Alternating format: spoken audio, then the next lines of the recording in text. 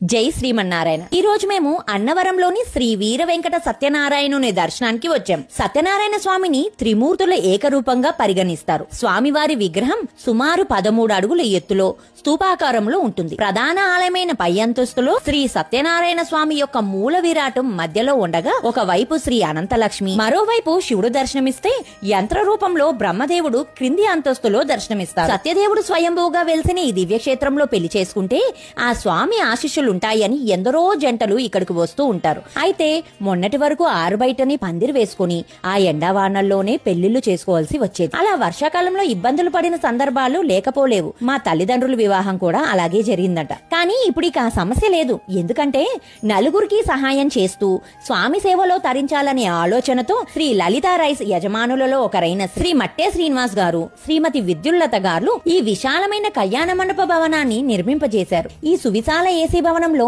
ఒకేసారి 12 జంటల కళ్యాణం జరుపుకోవడానికి ఉచితంగా ఏర్పాట్లు చేశారు. ప్రతి వేదిక వద్ద 100 నుంచి 200 మంది వరకు బంధువులు హాజరవ్వగలిగే అవకాశం ఉంది. వివాహానికి కుర్చీలు, జంకానా, పెళ్లి పీటలు, కాడి, ఇతర వివాహ సామగ్రి, వధూవరులకు 2 గదులు, బాత్రూమ్ సౌకర్యం కూడా ఏర్పాటు చేశారు. అంతేకాకుండా నూతనంగా నిర్మించిన యాత్రికుల వసతి సముదాయంలోనే ఈ కళ్యాణ మండపం నిర్మించడంతో వివాహానికి వచ్చే వారికి సౌకర్యంగా ఉండేలా చూసుకున్నారు.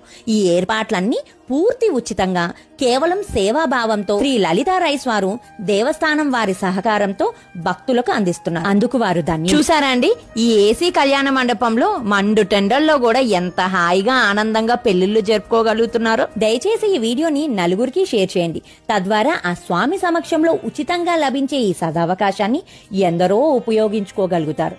జై శ్రీమన్నారాయణ. మీ కవిత.